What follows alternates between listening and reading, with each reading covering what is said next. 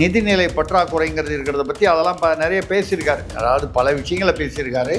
அது நல்லா போயிருக்கு. அது வந்து தந்தி டிவியுடைய அந்த இன்டர்வியூ. தந்தி பொதுவாக பரவலாக படிக்கக்கூடிய ஒரு பிரபலமான ஒரு செய்தித்தாள் அப்படிங்கும்போது அது அடிமட்டத்தில் ரீச் ஆகக்கூடியது அப்படிங்கும்போது அது ஒரு நல்ல ரீச் இருந்திருக்கு.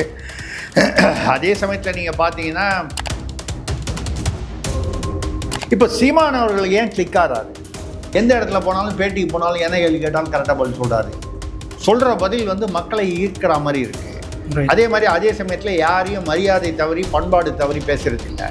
கோபமாக பேசுவார், ஆவேசமாக பேசுவார், கருத்தில். ஆனால் யாரையும் மரியாதை தப்ப பேச மாட்டார். விஜயை பற்றி ஏதோ பேசும்போது கூட விஜய் வந்து இந்த மாதிரி சொல்லி நேற்று கூட கேட்டிருக்காங்க. அவர் திருச்சியில் அது இல்லை, அது அந்த தம்பிகிட்ட கேட்கணும். அது சொல்லி அதோட நிறுத்திக்கிட்டார். இது வந்து ஒரு பண்பாடு, கண்ணியம். அவர் வந்து அந்த கண்ணியத்தை பாதுகாக்கிறதோட மக்களிடையே வந்து அந்த ப்ரொஃபைல் இமேஜ் வந்து உயரும். இப்படி இவருக்கு பேட்டியே கொடுக்கறதுக்கு வந்து சிக்கல்.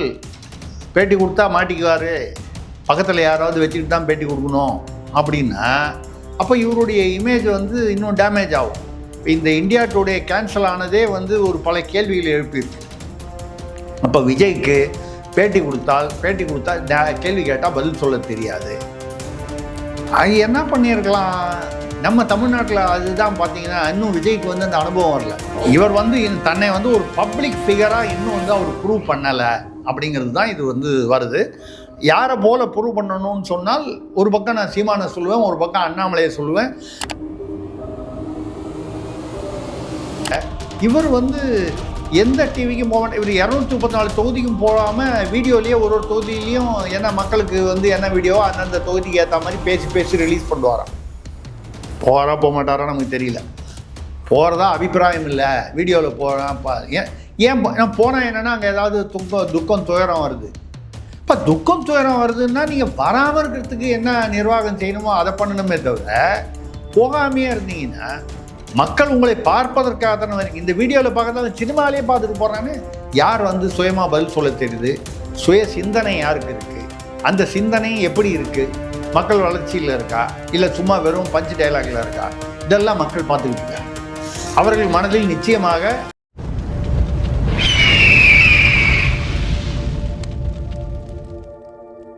அரசியல் நேயர்களுக்கு வணக்கம். இன்று நம்மோடு சிறப்பு இருந்தார் மூத்த பத்திரிகையாளர் திரிசக்தியார் அவர்கள். வணக்கம் சார். வணக்கம் சரண், சொல்லுங்கள். எப்படி இருக்கீங்க சார்? நல்லா இருக்கேன், சொல்லுங்கள் சார். நேற்றைய தினம் தந்தி டிவியில் சீமான் அவர்கள் ஒரு நேர்காணல் வந்து கொடுத்துருந்தார். அது மிகவும் வைரலாக போயிருந்தது. ஈழத்தமிழர்களுக்கு உலகத்தமிழர் அனைவராலும் ரசிக்கப்பட்ட ஒரு நேர்காணலாக இருந்தது. டிஆர்பிலையும் அது மிகப்பெரிய வரவேற்பையும் பெற்றிருக்கு. எப்படி பார்க்குறீங்க இந்த விஷயத்தை? நிறைய கேள்விகளுக்கு பதில் சொல்லியிருந்தார்.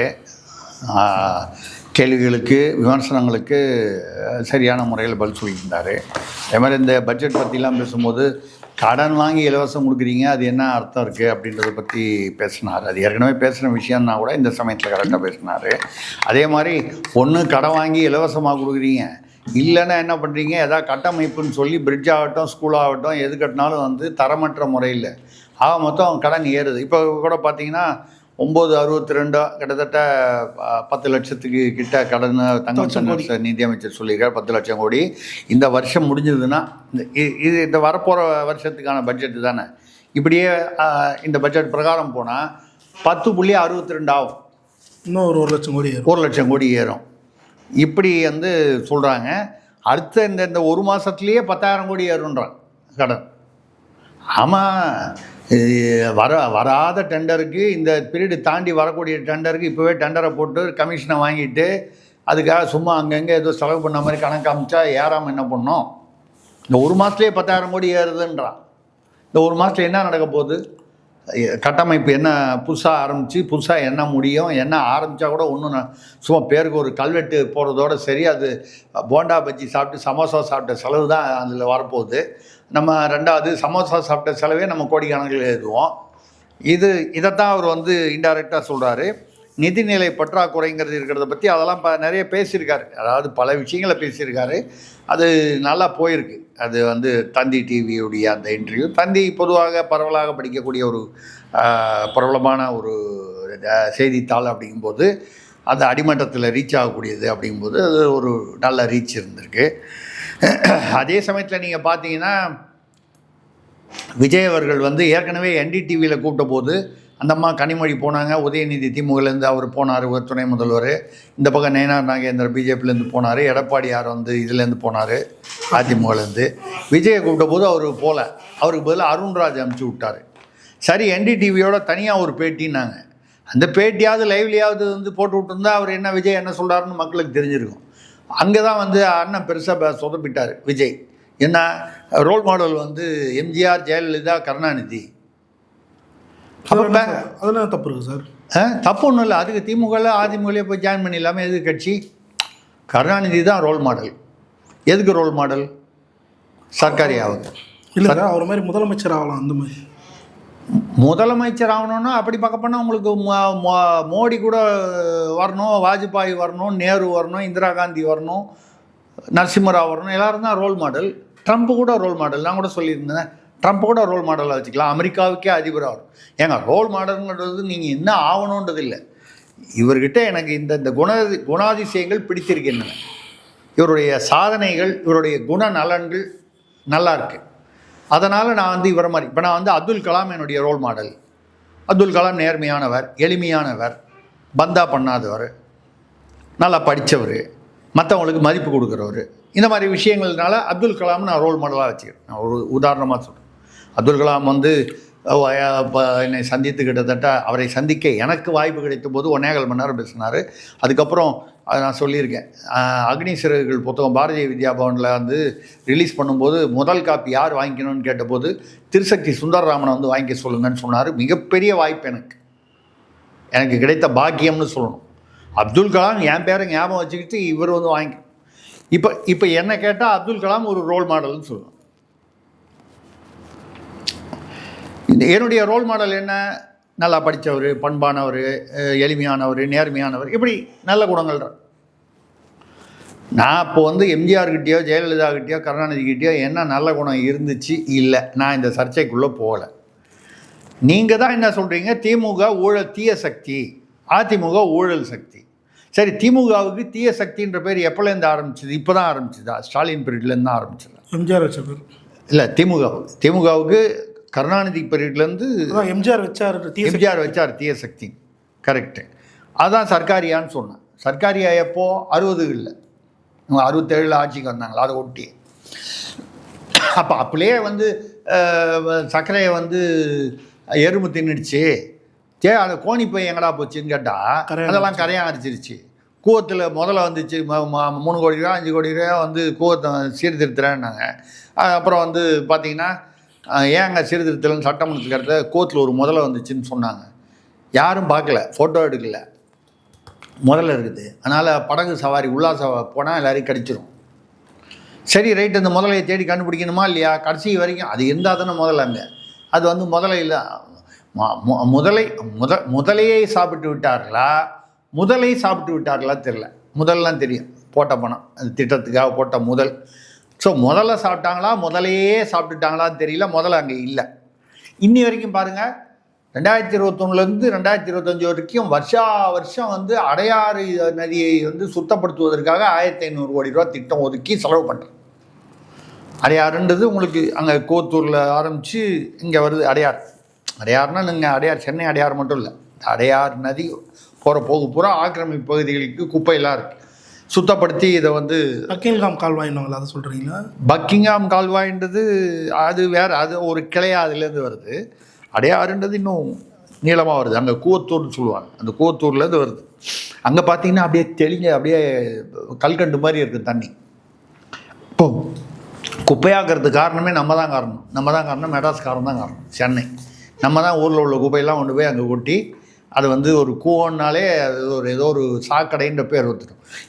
அந்த கூவம் ஆரம்பிக்கிற ஊரில் போய் பாருங்கள், அங்கே அருமையான ஒரு கோயில் கூட இருக்குது. அது ஒட்டி அந்த ஆறு போகுது.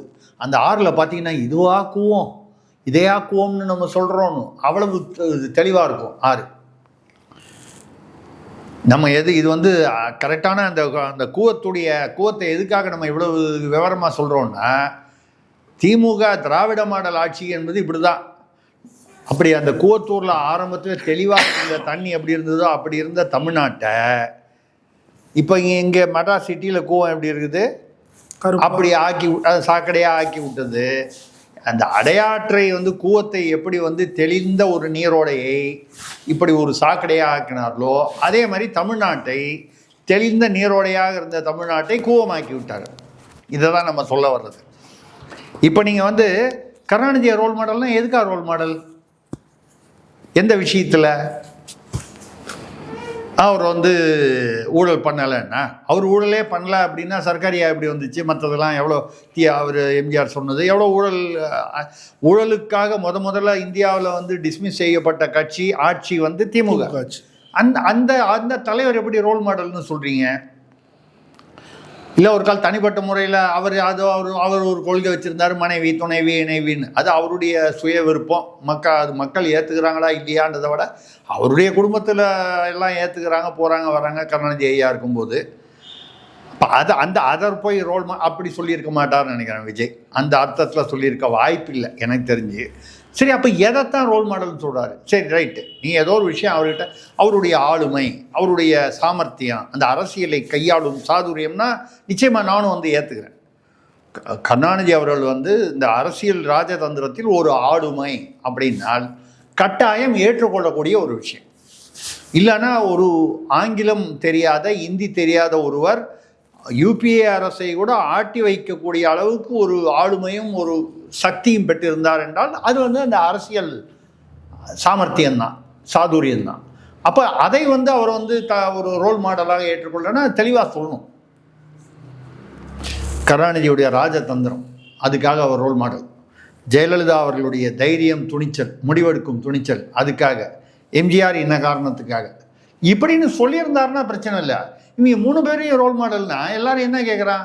அப்போ பேசாமல் நீ திமுகலையோ அதிமுகலையோ போய் சேர்ந்துருக்கலாமே, எதுக்கு தனியாக கட்சி ஆரம்பித்தேன்? இது அந்த என்டிடிவியில் சரி, இதை சொல்லுதையாவது நேரம் என்டிடிவியில் வந்து லைவாக போட்டு சொல்லியிருக்கலாமா? என்டிடிவி நிருபர்கிட்ட சொல்லி நிருபர் வந்து வெளியே வந்து பேட்டி கொடுக்குறான். அப்போது அந்த நிருபர் சொல்கிறது கரெக்டாக, இவர் சொன்னது தான் சொன்னாரா? யாருக்கும் ஒன்றும் சொல்ல முடியாது. இப்போ சமீபத்தில் பார்த்தீங்கன்னா இந்தியா டுடேயில் விஜய் கூட பேட்டி. இந்த இங்கிலீஷ் சேனல்லாம் வந்து இப்படி தான் டப்புன்னு அங்கங்கே விஐபிலாம் ஒரு அந்த தேர்தல் அந்த சமயத்தில் டைரெக்டாக வந்து பேட்டி காணுவாங்க. அந்த மாதிரி விஜயோட ஒரு பெரிய ஸ்டாரு, அவர் இன்றைக்கி ஒரு என்ன சொல்கிறது, அந்த சினிமா லெவலில் சூப்பர் ஸ்டார் அப்படின்னு சொல்லக்கூடிய ஒரு பெரிய ஸ்டார் வேல்யூ அவருக்குன்னு ஒரு கூட்டம் இருக்குது. இப்போ அவரோட வந்து டைரெக்டாக ஆன்லைன் பேட்டி. அது பேட்டின்னா அன்றைக்கி பார்த்தீங்கன்னா 6 மணிக்கு பேட்டின்னா, அப்புறம் திடீர்னு 7 மணிக்குன்னா, அப்புறம் 9 மணிக்குன்னா, அப்புறம் லோடிங்னா, நைட்டு 2 மணி ஆச்சு, அப்புறம் பார்த்தா கேன்சல். என்ன ஆனால் வந்து அந்த டீசர்லாம் போட்டாங்க. அந்த யார் நிருபரோ அவர் வந்து விஜயோடு நிற்கிறார், அதான் போய் நேரம் போயிருப்பார். ஆக பேட்டிக்கு வந்து நேரம் வந்து யாரோ வந்துட்டாங்க, வந்து எல்லாம் ரெடி பண்ணி கடைசி நிமிஷத்தில் ஏதோ காரணமாக வெளியே வரல. வெளியில் என்ன தகவல் பரவுது? எந்த கேள்வி கேட்டாலும் விஜய்க்கு பதில் சொல்ல தெரியல. அப்போ இந்த பேட்டி வெளியே வரதை விட பருத்தி கோடவுன்லேயே இருக்கலாம். வெளியே வந்ததுன்னா ரொம்ப டேமேஜிங்காக இருக்கும், அவருக்கு பதில் சொல்ல தெரில. ஏன்னா இப்படி தான் வந்து அப்போது நீங்கள் நம்ம டைம்ஸ் நவ் சேனலில் நினைக்கிறேன் ரொம்ப வருஷம் முன்னால் ஒரு தடவை டேரெக்டாக என்ன பண்ணாங்க, ராகுல் காந்தியை பேட்டி கூப்பிட்டாங்க. அவரை கூப்பிட்டு பேட்டிக்கெலாம் எடுத்தாங்க. கிட்டத்தட்ட ஒரு 1.5 மணி நேரம் 2 மணி நேரம் பேட்டி. அதை 2ஆக பிரித்து போட்டாங்க. வேறு நாள் எந்த கேள்வி கேட்டாலும் சரியாக பதில் சொல்ல தெரில, வளர்றாரு. ஏதோ ஒன்று இவங்க ஒன்று கேட்டால் அவர் ஒன்று பதில் சொல்கிறாரு. இல்லை அந்த கேள்வி சரியாக பதில் சொல்ல தெரிலன்னா, ஸ்கூல் பையனை வந்து 16 × 7 எவ்வளோடா வாத்தியார் எழுப்பி கேட்டோன்னே 16 × 7 அப்படி சொல்லிட்டு முடிப்பாங்க. அது மாதிரி முடிக்கிறாரு. ஏதோ ஒரு பதில், நான் என்ன சொல்கிறது, அது தப்போ ரைட்டாக அடித்து விட்டு ஒரு பதில் சொல்லணும்ல, அப்படி இல்லாமல் முழிக்கிறாரு. இல்லை வந்து ஏதோ சம்மந்தம் இல்லாமல் ஏதோ பதில் சொல்கிறாரு. இந்த 2 மணி நேரம் பேட்டி போட்டாங்க பாருங்கள் டைம்ஸ் நோவில். தப்பி தவறி காங்கிரஸுக்கு ஓட்டு போகிறதா ஒரு அபிப்பிராயம் இருந்தவன் பூரா இந்தியா பூரா எல்லோரும் வந்து இந்த ஆளுக்கு போய் நம்ம போய் இவன் இவ்வளோ அப்படின்னு வேறு மாதிரி, இவ்வளோ தான் இந்த ஆளுடைய புத்தி கூர்மையா அப்படின்னு வேறு விதமான ஒரு கணக்கில் போட்டாங்க. அந்த பேட்டி வந்து காங்கிரஸுக்கும் ராகுலுக்கும் மிகப்பெரிய டேமேஜாக இருந்துச்சு. அந்த பேட்டி இல்லாமல் இருந்திருந்தால், வராமல் இருந்திருந்தால் கூட கொஞ்சம் பரவாயில்லையா இருந்தது. ஏறத்தாழ அவரை தான் பப்புன்னு சொல்லுவாங்க தேசிய அளவில். இப்போ தமிழக அளவில் ஒரு பப்பு வந்துட்டாரான்னு நமக்கு ஒரு சந்தேகமாக இருக்குது. இல்லைன்னா வந்து இது ஒரு அரிய ஒரு ஒரு நல்ல வாய்ப்புங்க. விஜய் முதல்ல அரசியலுக்கு வந்திருக்காரு, ஒரு கட்சி ஆரம்பிச்சிருக்காரு. அவர்கிட்ட பெரிய எதிர்பார்ப்பு இருக்குது. மக்களுக்கு இந்தியா முழுக்க மக்கள் வந்து எதிர்பார்க்குறாங்க. வெளிமாநிலலாம் வந்து விஜய் ஒரு ஸ்டார் வந்து எவ்வளோ ஓட்டு வாங்குவார், என்ன பண்ணுவார், எவ்வளோ சீட்டு வாங்குவார், ஒரு எதிர்பார்ப்பு. ஏன்னா அவர் கூட்டம் அப்படி இருக்குது. கூட்டம் எக்கச்சக்கமாக இருக்குது. கொஞ்சம் முரட்டுத்தனமாக இருக்குது, முதிர்ச்சி குறைவாக இருக்குது. அதெல்லாம் தாண்டி அது கூட நம்ம சரி போக போக அனுபவம் வந்துடும்னு சொல்லி அதை ஏற்றுக்கலான்னா அதை சகிச்சுக்கலாம். ஆனால் விஜயுடைய தலைமை பண்பு என்னன்றது வெளியில் மக்களுக்கு தெரியணும், தமிழ்நாட்டு மக்களுக்கு தெரியணும். ஓட்டு போகிறதுக்காக, இந்தியாவில் வர்றதுக்கு, அந்த இமேஜ் வர்றதுக்காக. அப்போ தானே அடுத்த தடவை வந்து இண்டி கூட்டணியில் விஜயை சேர்த்துக்கலாமா, இல்லை அவர் வந்து எப்படி, அவருக்குன்னு ஒரு இடம் வந்து தேசிய அளவில் ஒரு ஆளுமை, இப்படி இவருக்கு பேட்டியே கொடுக்கறதுக்கு வந்து சிக்கல். பேட்டி கொடுத்தா மாட்டிக்குவார், பக்கத்தில் யாராவது வச்சுக்கிட்டு தான் பேட்டி கொடுக்கணும் அப்படின்னா அப்போ இவருடைய இமேஜ் வந்து இன்னும் டேமேஜ் ஆகும். இந்த இந்தியா டுடே கேன்சல் ஆனதே வந்து ஒரு பல கேள்விகள் எழுப்பியிருக்கு. அப்போ விஜய்க்கு பேட்டி கொடுத்தா கேள்வி கேட்டால் பதில் சொல்ல தெரியாது. அது என்ன பண்ணியிருக்கலாம் நம்ம தமிழ்நாட்டில்? அதுதான் பார்த்தீங்கன்னா இன்னும் விஜய்க்கு வந்து அந்த அனுபவம் வரல. நம்ம இப்போ முதல்வர் ஸ்டாலின் கூட வந்து ஒரு பேட்டியில், அது என்னமோ ஒரு சேனல், தமிழ் சேனல், பேர் வேணாம், அந்த சேனலில் பேட்டி கண்டாங்க. முதல்வர் என்ன பண்ணாங்க, அழகாக முன்னாலேயே வந்து கரெக்டாக வந்து அவர்கிட்ட கொஸ்டின் செட் பண்ணிட்டாங்களா இல்லை என்ன பண்ணாங்கன்னு தெரில. காலையில் இந்தியா டுடே தான் அவங்களும் எடுத்தார் முதல்வரையும். இல்லைங்க, இந்த பேட்டிங்க, நீங்கள் காலையில் இட்லி சாப்பிடுவீங்களா, டிஃபன் சாப்பிடுவீங்களா, ஒரு பிரசித்தி பெற்ற யூடியூப் சேனல். அது வேற ஒரு, அது ஒருத்தர் பேர் சொல்ல வேணான்றதுக்காக நான் சொல்லலை, எனக்கு தெரியும் அது பேர். கோபிநாத் தான் எடுத்தார். நீங்கள் வந்து இட்லி சாப்பிடுவீங்களா, தோசை சாப்பிடுவீங்களா, சட்னியா சாம்பாரா, வெங்காய சட்னியா, தக்காளி சட்னியா, பொதுமக்களுக்கு ரொம்ப அவசியமான விஷயம். அதில் வேறு நின்றுட்டு பேசக்கூடாதான், உட்காந்துக்கிட்டு பேசக்கூடாதான், அப்படியே ஒரு வாக்கிங் மாதிரி போயிட்டு அப்படி போயிட்டு அந்த மரத்தை ரெண்டு பக்கமும் மரம். ஈஸியாக சொல்லிடுங்க சார். ஜூனியர் ஆர்டிஸ்ட்லாம் இருந்தாங்க பார்த்தீங்கன்னா. ஆமாம், திடீர்னு குறுக்க வருவாங்க. வந்து ஐயா. ஆமாம், ஐயான்னு வந்து கும்பிட்டு போவாங்க பொம்பளைங்களாம். அதெல்லாம் பட்டு சேலை கட்டியிருந்தாங்க காலங்காத்தால். ஆமாம், காலங்காத்தால். அதோட வந்து கேமராமேன் ரொம்ப புத்தாலி. அவங்க வந்தாங்க பாருங்க, அந்த வந்த இடத்த வந்து இங்கே லாங் ஷாட்டில் காமிக்கிறான். பின்னால் பார்த்தா அப்படியே ஃபுல்லாக காடு, கிராமம் இருக்கிறதுக்கு வாய்ப்பே இல்லை. கிட்டத்தட்ட அவன் ஒரு 20 கிலோமீட்டர் நடந்து வந்தால் தான் வந்து. அப்படின்னா என்ன அர்த்தம், வேனில் கொண்டாந்து அப்போ தான் 5 நிமிஷம் முன்னால் இறக்கி விட்டாங்கன்னு அர்த்தம். நம்ம அதாவது நாடகம் போட்டால் கூட அந்த கொண்டையை மறைக்க தெரியல, அவ்வளோதான். நீங்கள் என்ன பண்ணாலும் கொண்டையை மறைக்க தெரியல. இப்படி தான் வந்து நான் என்ன சொல்கிறேன், அந்த மாதிரி இட்லி சட்னி பேட்டியாவது எடுத்துருக்கலாம்.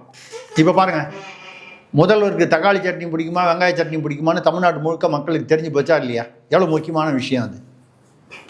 அந்த மாதிரி விஜய்க்கு வந்து சிக்கன் பிரியாணி பிடிக்குமா, மட்டன் பிரியாணி பிடிக்குமா, இல்லை வேறு ஏதாவது இது பிடிக்குமா, அது பிடிக்குமா, அவருக்கு வந்து இது வேணாம், வேறு ஏதாவது பேச போனால், வேறு ஏதாவது அப்புறம் எந்த நடிகர் பிடிக்கும் நம்ம எதாவது கேட்க போனால் அது வேறு எங்கேயா போயிடும் சிக்கல். அது நம்ம தேவையில்லாத சிக்கலில் மாட்டோம். நயினார் மாதிரி நீங்களும் மாட்டிப்பீங்க. நயினார் வந்து நயினார் வாயை திறந்து மாட்டிக்கினார், நம்ம ஏன் வந்து மாட்டிக்க போகிறோம்? நமக்கு என்ன தெரியாதா? நயினார் பாவம், இப்போ தான் அவர் ஏதோ தலைவர் போஸ்ட்டுக்கு வந்திருக்காரு. எது பேசணும் எது பேசக்கூடாதுன்னு அவருக்கும் இன்னும் கரெக்டாக சொல்ல போனால் நயினார் இன்னும் இந்த அளவுக்கு வயசுக்கு வரல. மாநில தலைவர் அளவுக்கு அவருக்கு வந்து இதுக்கு முன்னால் அவர் இருந்து ஏதோ ஒரு அதிமுக ஒரு அமைச்சராக தானே இருந்தார். ஒரு இவ்வளோ பெரிய பொறுப்புன்றது அவருக்கு வரலையே. அதனால் எது பேசணும், எது அதாவது தனியாக இருக்கும்போது என்ன பேசணும், மைக்கில் பொது மேடையில் என்ன பேசணும்னா வித்தியாசம் இருக்குது. தனியாக இருக்கும்போது பேசுகிறதெல்லாம், நண்பர்களுக்கு நடுவில் பேசுகிறதெல்லாம் வந்து பொது மேடையில் பேசிட முடியாது. அது பொது வாழ்க்கையில் இருக்கிறவங்க சில கண்ணியங்களை வந்து கடைப்பிடிக்கணும். அது உண்மையா பொய்யா, அது அறகுறை உண்மையா, இதெல்லாம் தாண்டி எது மக்களுக்கு அவசியம் அது சொல்கிறதுனால நம்மளுடைய கௌரவம் பாதிக்கப்படுமா அதையும் பார்க்கணும். யாருடைய கண்ணியமோ பாதிக்கப்படுமா அப்படிங்கிறது தாண்டி சொல்கிறவங்களுடைய கண்ணியம் இல்லைன்னா நம்மளும் சிவாஜி கிருஷ்ணமூர்த்தி லெவலில் பேச ஆரம்பித்தோம்னா அசிங்கமாக போய்டும்ல. இது வந்து இப்போ மொத்தம் ஒரு இந்த NDTVயும் தவிர்த்துட்டார், இந்தியா டுடே இதுவும் கேன்சல் ஆகிப்போச்சு. இப்போது இது வந்து என்ன தான் பண்ணுவாருன்னு எனக்கு புரியல. அந்த கம்பேரிசன் எப்படி சார் பார்க்குறீங்க? இல்லை, அதை தான் சொல்கிறேன். இப்போ நீங்கள் வந்து ஏன் வந்து சீமானும் ஒரு இன்னொரு உதாரணம், சீமானு சொன்ன உடனே சீமான் வந்து இவர் சீமானுடைய சொம்பு, சீமான் இவர் தான் புது வருகை அவங்க தானே சார் இருக்காங்க, கம்பேர் பண்ணுறதுல தப்பு இல்லையே. இல்லைங்க, நம்ம அதாவது நம்ம ஒரு கருத்தியல் ரீதியாக சொன்னால் கூட சில பேர் ஏற்றுக்கிறாங்க, சில பேர் சும்மா ஏதாவது ஒன்று சொல்லுவான், அவனை விட்டுருங்க. சொல்கிறான்றதுக்காக நம்ம சொல்லாமல் இருக்க போகிறது இல்லை. இப்போ சீமான் அவர்கள் ஏன் கிளிக் ஆகிறாரு? இன்னொரு உதாரணம் நான் சொல்கிறேன், அண்ணாமலை ஏன் கிளிக் ஆகிறார்? நைஸ். அதுக்கு நான் வந்து சீமானை மட்டும் சொன்னால் நான் ஏதோ சீமான் வேண்டியவர், எனக்கு ஏதோ கட்சிக்காரர் இல்லை, மாதம் மாதம் எனக்கு மணி ஆர்டர் அனுப்புகிறாருன்னு சொல்லுவாங்க. மணி ஆர்டர்லாம் நின்று போச்சுன்னு நினைக்கிறேன். ரைட்டு. அண்ணாமலையை சொல்கிறேன். அண்ணாமலை வந்து பாஜகலேருந்து மாநில தலைவராக இருந்தார், இப்போ வந்து இல்லை, இதை நடுவு அந்த சர்ச்சைகள்லாம் விட்டுருங்க. அண்ணாமலை என்கிற தலைவரை எடுத்துக்கொண்டீங்கன்னா எந்த இடத்துல போனாலும் பேட்டிக்கு போனாலும் என்ன கேள்வி கேட்டாலும் கரெக்டாக பதில் சொல்கிறாரு. தெரியுதோ தெரியலையோ ஏதோ பதில் கரெக்டாக சொல்கிறாரு. சொல்கிற பதில் வந்து மக்களை ஈர்க்கிற மாதிரி இருக்குது. அதே மாதிரி அதே சமயத்தில் யாரையும் மரியாதை தவறி பண்பாடு தவறி பேசுறது இல்லை. நிருபர்லாம் கூட இல்லைங்கண்ணா அப்படின்னு பேசுகிறாரு. எப்படி அண்ணாமலை ஒரு பக்கமோ அதே மாதிரி இந்த பக்கம் சீமான்கிட்ட போய் பேசுங்க, கோபமாக பேசுவார், ஆவேசமாக பேசுவார், கருத்தில். ஆனால் யாரையும் மரியாதை தப்ப பேச மாட்டார். விஜயை பற்றி ஏதோ பேசும்போது கூட விஜய் வந்து இந்த மாதிரின்னு சொல்லி நேற்று கூட கேட்டிருக்காங்க. அவர் கட்சி திருச்சியில் அது விட்டுட்டு இல்லை, அது அந்த தம்பிகிட்ட கேட்கணும், அது சொல்லி அதோட நிறுத்திக்கிட்டார்.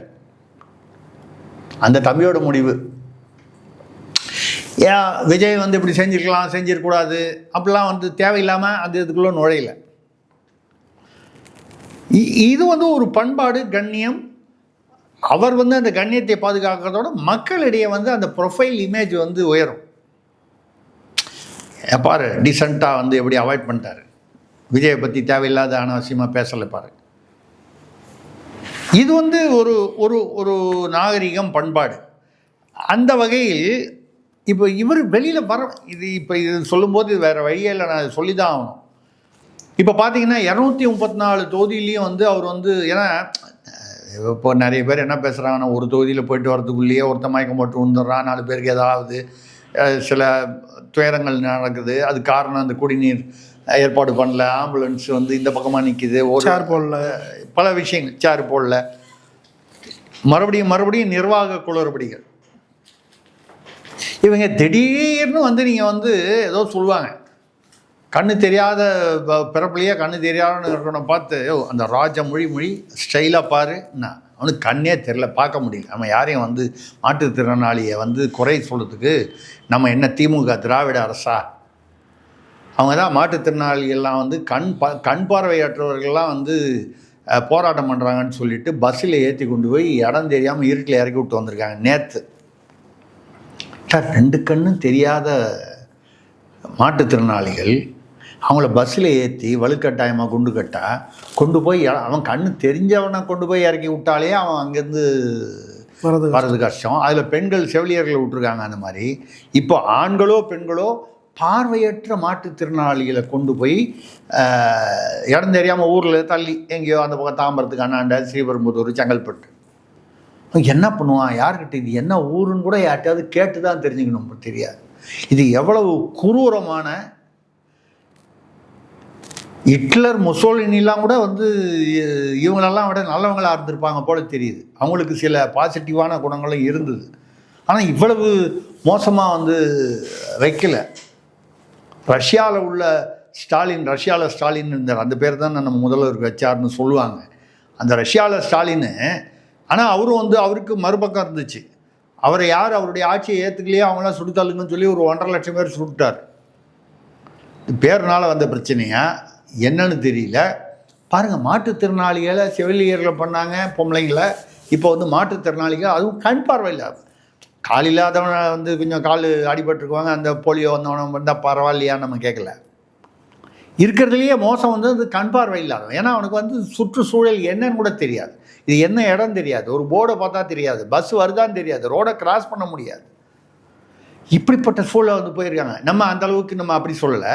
இருந்தால் கூட இவர் வந்து எந்த டிவிக்கும் போக மாட்டேன். இவர் 234 தொகுதிக்கும் போகாமல் வீடியோலேயே ஒரு தொகுதியிலையும் என்ன மக்களுக்கு வந்து என்ன வீடியோ அந்தந்த தொகுதிக்கு ஏற்ற மாதிரி பேசி ரிலீஸ் பண்ணுவாராம்.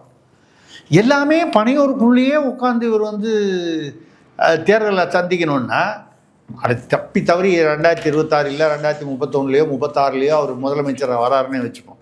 நம்ம எல்லாரையுமே நல்லபடியாகவே நினைப்போம், பாசிட்டிவாக.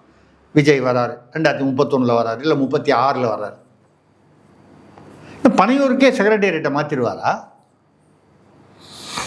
சரி ரைட். அப்போ தமிழ்நாட்டில் வந்து அங்கே வெள்ளம் வந்துச்சுன்னா பனையூர்லேருந்து இங்கேருந்தே வீடியோவில் பார்த்துட்டு இந்த பனையூரை தாண்டி அந்த அந்த அந்த அந்த காம்பவுண்டை தாண்டி வெளியே வரமாட்டார் அப்படின்னா அப்போ அவர் வந்து முதல்வராகவே வந்தால் கூட அவர் தமிழ்நாட்டுக்கு முதல்வரா பனையூருக்கு முதல்வரா? அப்போ பனையூர் மட்டும் தனியாக ஒரு நம்ம இந்தியாவில் வந்து தனியாக ஒரு மாநிலமாக பிரிச்சுக்கிட்டு அதுக்கு வந்து அவரை வந்து வச்சுக்க வேண்டியதான் நம்ம முதல்வராக. இது எதுக்காக சொல்லணும்னா 234 தொகுதிக்கு இப்போ இன்னைக்கு காலையில் வந்த செய்தி, பத்திரிகை செய்தி. போகிறா போக மாட்டாரா நமக்கு தெரியல. போகிறதா அபிப்பிராயம் இல்லை, வீடியோவில் போகிறேன். ஏன் போனால் என்னென்னா அங்கே ஏதாவது துக்கம் துயரம் வருது. இப்போ துக்கம் துயரம் வருதுன்னா நீங்கள் வராமல் இருக்கிறதுக்கு என்ன நிர்வாகம் செய்யணுமோ அதை பண்ணணுமே தவிர போகாமையே இருந்தீங்கன்னா மக்கள் உங்களை பார்ப்பதற்காக தானே வரீங்க. இந்த வீடியோவில் பார்க்கறதா சினிமாலேயே பார்த்துட்டு போகிறான்னு. சினிமாவில் தான் நீங்கள் சொல்கிறீங்களா 5 ரூபாய்க்கு டாக்டராக வரணுன்றீங்க. அப்புறம் வந்து ஒரு ஓட்டு கள்ள ஓட்டு இருந்தால் கூட தேர்தலை கேன்சல் பண்ணணும் டைலாக்லாம் பேசுனீங்களா? அதே இந்த வீடியோவில் அதே தானே வீடியோ. ஏங்க வீடியோவுக்கும் சினிமாவில் பார்க்கறதுக்கும் என்ன திரையில் பார்க்குறது தானே, அதே டிவியில் தானே பார்க்குறான். என்ன இல்லை செல்லில் பார்க்குறான், என்ன வித்தியாசம்? இப்போ ஜனங்க போகிறதே அந்த முகத்தை பார்க்கலான்னு தான் போகிறான். இவர் பெரிய ஏதோ திட்டம் தமிழ்நாட்டுக்கு வளர்ச்சி திட்டம்லாம் வந்து சொல்கிறாரு, இது வரைக்கும் ஒன்றும் சொல்லலை. சரி சொல்கிற மாதிரியும் தெரியல. ஏதோ NDTV இந்தியா டிவின்னா அவாய்ட் பண்ணிடுறாரு, மேடையை பொது மேடைகளை அவாய்ட் பண்ணிடுறாரு. திருப்பி அவங்க ஆள் வந்து விசில் அடித்து கைத்தட்டுற கூட்டம் மட்டும்தான் அவர் அங்கே அட்டன் பண்ணுவாருன்னா அப்போ நீங்கள் ஒரு பொது வழியில் வரும்போது 4 இடத்துக்கு போகணும், 4 இடத்துல பேசணும். ஒரு இடத்துல வந்து வாழ்க சொல்லுவான், ஒரு இடத்துல ஒரு கும்பல் ஒரு 10 பேர் நின்று டவுன் சொல்லுவான். பிரதமர் தமிழ்நாட்டுக்கு வரும்போது கோபேக் மோடின்னு திமுகலேருந்து கருப்பு பல்லுன்னு இல்லையா, அது விட்டுட்டு அப்புறம் அடுத்த மாதம் வரும்போது வெள்ளை கூட எடுத்துன்னு போய் அவரை கூப்பிட்டு போய் ரிசீவ் பண்ணுவாங்க. அந்த ஈடி வருதுன்னா உடனே அந்த சமயத்தில் அது வேறு அரசியல். நம்ம என்ன சொல்கிறோன்னா ஒரு அரசியல்வாதி பொது வெளிக்கு வந்தாச்சுன்னா 4 இடத்துல போய் பேசணும். ஏர்போர்ட்டில் திடீர்னு வந்து அப்படி நீட்டுவான், காரில் வரும்போது 4 பேர் மைக்கு நீட்டுவான். இப்போ சீமான் எப்படி வந்து சமாளிக்கிறாரு, அண்ணாமலை சமாளிக்கிறாரு, எடப்பாடி சமாளிக்கிறாரு, உதயநிதி ஸ்டாலின் அவர்கள் கூட அந்த மாதிரி வந்து ஏதோ கேட்டால் பதில் சொல்கிறாங்க. நம்ம வந்து அவங்கள வந்து குறை சொல்லணுன்றது. ஸ்டாலின் அவர்களும் சரி, அவர் உதயநிதி ஸ்டாலின் துணை முதல்வரும் சரி, திடீர்னு வந்து ஏதோ ஒரு மைக்கை நீட்டி கேள்வி கேட்டால் அவங்களுக்கு தெரிஞ்சது ஏதோ அந்த நேரத்துக்கு என்ன தோணுதோ அது சொல்கிறாங்க. இந்த ஒரு குறைந்தபட்ச அந்த ஒரு என்ன சொல்கிறது அந்த தகுதி அந்த ஒரு திறமை இருக்க வேணாமா? கூடவே நீங்கள் ஜானவரோகிய சாமி அது அர்ஜுனா அலகையில் ஏதோ ஒன்று நீ யாராவது ஒருத்தர் கூட்டிகிட்டே தான் அலையணும்.